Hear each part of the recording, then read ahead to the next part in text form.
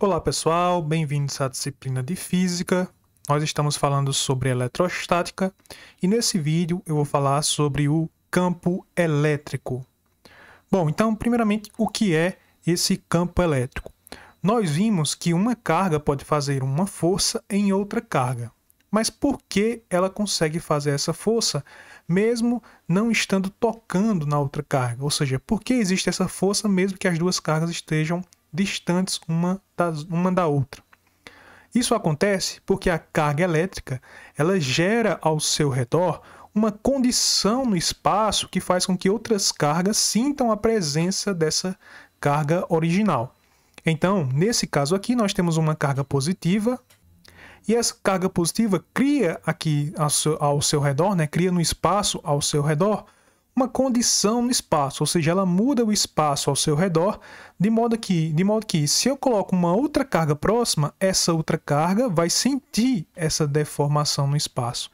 E é o fato dessa outra carga que eu coloco aqui sentir essa deformação que a gente dá o nome de força, né? Então, se a gente tem mais de uma carga, essa outra carga ela também pode deformar o espaço. Então, nós temos várias formas diferentes a partir do número de cargas que a gente tem, que podem fazer com que o espaço ao redor dessas cargas fique alterado. Aqui eu tenho, por exemplo, duas cargas positivas. Isso aqui é o campo elétrico formado por essas cargas positivas. Então, essa deformação no espaço é o campo elétrico formado por essas cargas. E aqui nós também temos um outro campo que é resultado de eu ter uma carga positiva e uma carga negativa. Então, cargas elétricas, toda carga elétrica, uma característica que elas têm, elas deformam o espaço ao seu redor. Essa deformação nós chamamos de campo elétrico. Então, se eu tenho aqui uma carga que está gerando uma deformação no espaço, eu coloco uma outra carga menor próxima a ela, embora essa carga menor também gere uma deformação no espaço, se a carga aqui for muito menor que a carga maior, ou seja, se essa carga aqui for muito pequena comparado à carga dessa esfera, então nós podemos ignorar os efeitos do campo elétrico dessa carga menor e considerar que o campo aqui, nessa região do espaço, é só o campo devido à carga maior. Nesse caso, o fato dessa carga pequenininha aqui estar imersa em um campo elétrico faz com que ela sinta uma força elétrica, que a gente já viu como descrever essa força através da lei de Coulomb. Então, nesse caso aqui, que a gente tem uma carga positiva grande, um Qzão aqui maior que zero, positivo, e um Qzinho maior que zero também, duas cargas positivas, elas vão se repelir. E nesse ponto aqui onde essa carga menor se encontra, o campo elétrico devido à carga maior, como a carga maior é positiva, então o campo sempre aponta para fora do centro dela, para longe do centro. Ou seja, nessa região aqui, o campo da carga maior aponta para a direita, se afastando da carga maior, tá? Então, nesse caso, o que é que nós temos?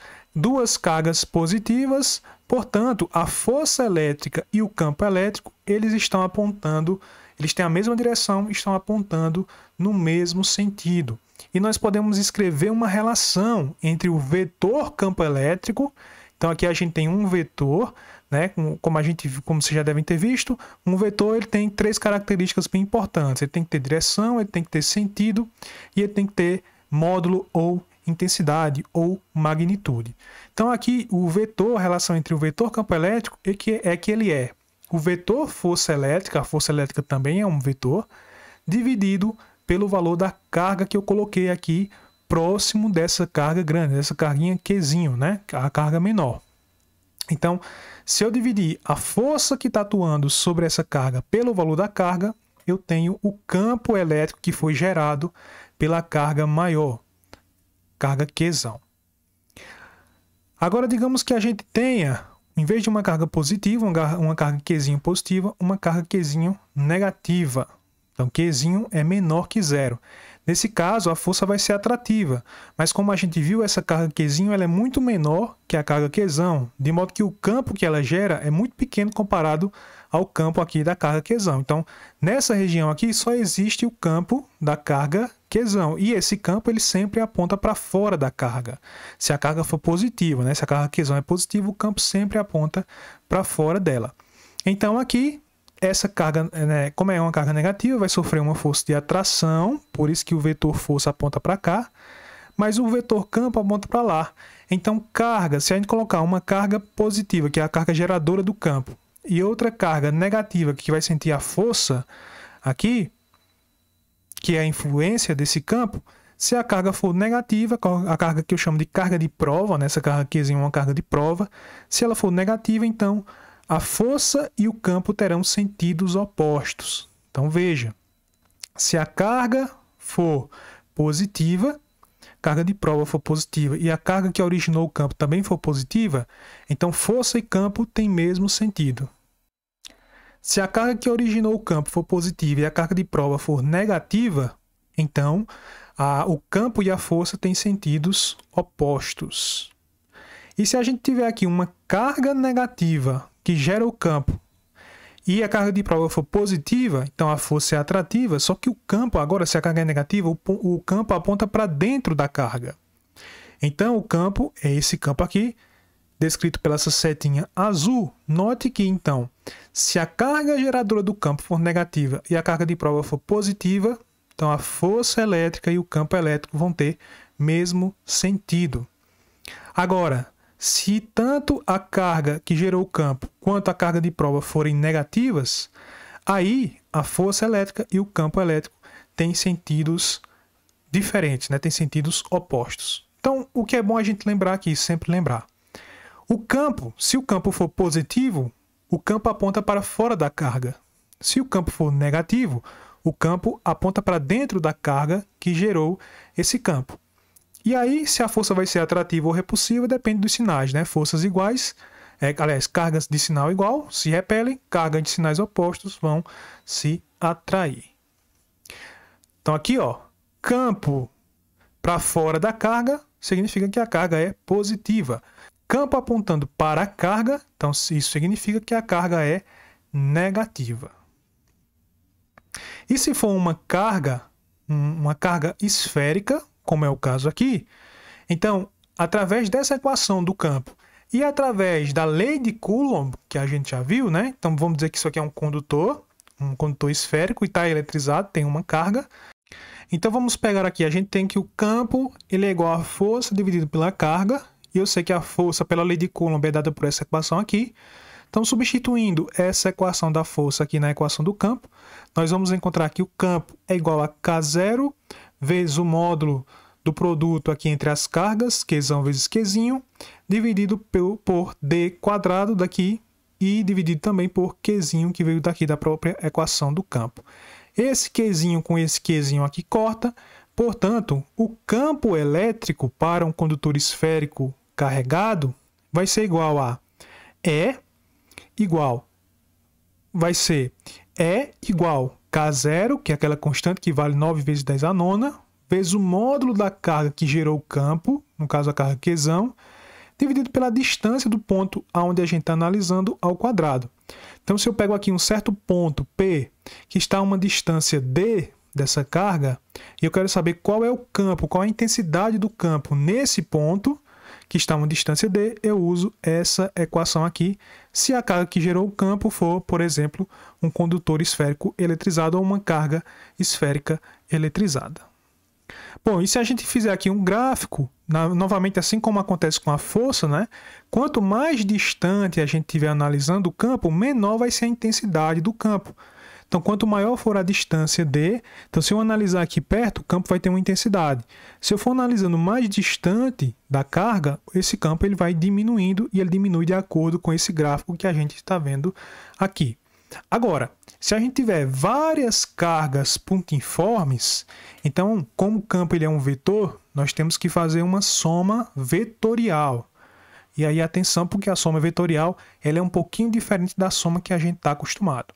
Então, vamos lá. Digamos que a gente tem aqui uma carga A, uma esfera A e uma esfera B.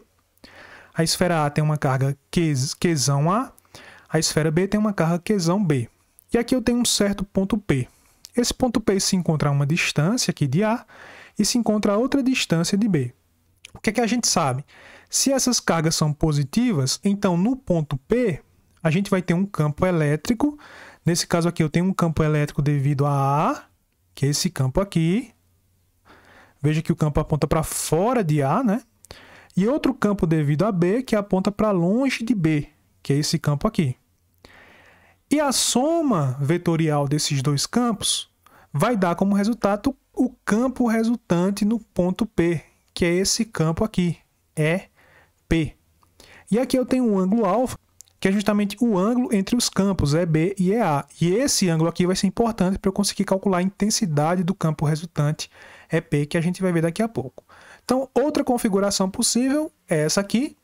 Eu tenho uma carga esférica negativa, que tem carga Qzão A, e aqui uma carga esférica negativa, que é uma carga B, que tem uma carga menos Qzão B. No ponto P agora, o campo devido a B é um campo que aponta para a carga B, porque a carga B ela é negativa, lembre-se. Se a carga é negativa, o campo aponta para ela. Então, aqui no ponto P, o campo, né, aliás, está apontando para a carga negativa, aqui, carga B negativa. E como a carga A também é negativa, o campo dela aqui no ponto P também aponta para ela. Então, isso vai fazer com que eu tenha aqui um campo EA, outro campo EB, o campo de A e o campo de B, e o campo resultante, que é a soma vetorial, que é esse campo aqui, é o campo EP. E mais uma vez, para eu determinar o valor, a intensidade desse campo, eu preciso saber esse ângulo e preciso saber as intensidades do campo A e do campo B, como a gente vai ver daqui a pouco.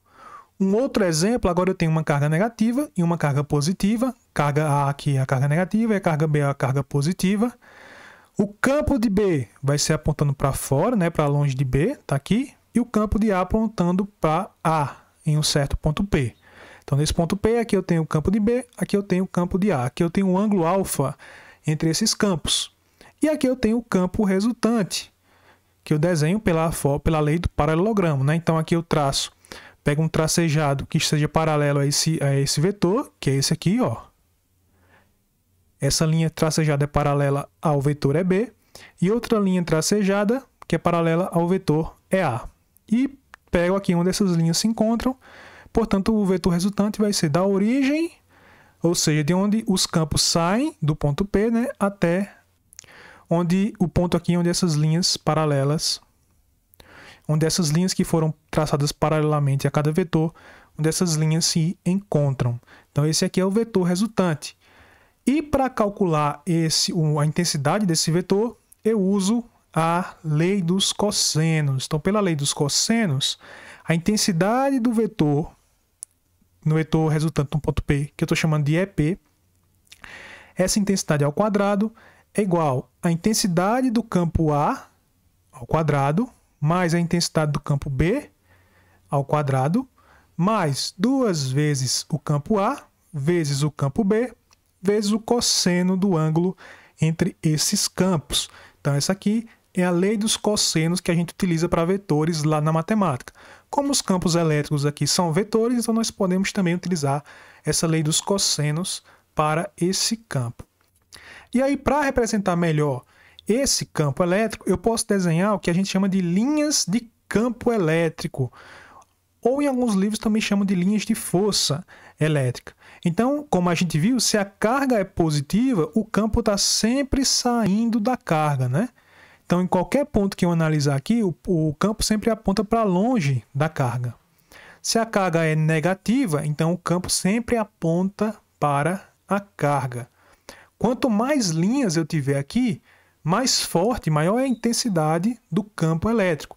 Então, o número de linhas que você desenha, né, para representar o campo elétrico também representa a intensidade desse campo. Quanto mais linhas você tiver, mais forte é o campo elétrico. E aqui a gente tem um exemplo de configuração de campo com 2 cargas, uma carga positiva, outra carga negativa. Note aqui que a linha de campo que sai da carga positiva entra na carga negativa, né? Isso acontece com todas as linhas aqui, supondo que essas cargas elas são iguais em módulo, né? Então, uma é positiva, outra é negativa, mas o valor dela em módulo é o mesmo. E aqui 2 cargas que são iguais e positivas, as linhas de campo vão se repelir, né? Então, aqui a gente vai ter uma atração das linhas de campo, a linha sai de um e entra no outro, e aqui acontece repulsão, né? A linha sai de uma, mas não entra na outra. Se você tiver aqui uma carga positiva, que é maior em módulo do que a carga negativa, então essa carga ela vai ter mais linhas de campo saindo dela do que a carga negativa vai ter de linhas de campo entrando nela. Então aqui, por exemplo, a gente tem 14 linhas que saem, mas dessas 14, apenas 7 linhas acabam chegando aqui na carga negativa. Isso acontece porque a carga positiva ela é em módulo maior do que a carga negativa. E se a gente tiver um campo uniforme, que é um campo produzido, por exemplo, por uma placa carregada, né? Então esse campo, que é o campo que a gente vai ter, por exemplo, entre duas placas carregadas. Então imagine que aqui eu tenho um corpo carregado, um corpo plano, carregado então não é mais uma esfera, né? E sim um corpo plano. E aqui eu também tenho uma outra carga que está distribuída numa placa plana. Então as linhas saem em linha reta de uma carga até a outra carga. E nesse caso aqui, os espaçamentos entre as linhas é o mesmo. Quanto menor for a distância aqui do espaçamento, mais forte também é o campo, tá? Então, por exemplo, aqui nessa região, onde a gente tem um espaçamento menor, então o campo é mais forte do que nessa região, que a gente tem um espaçamento entre as linhas maior. Como o espaçamento não muda e o tamanho das linhas de campo é o mesmo, então esse campo aqui nós dizemos que é um campo uniforme. Por enquanto é só, pessoal. Até a próxima!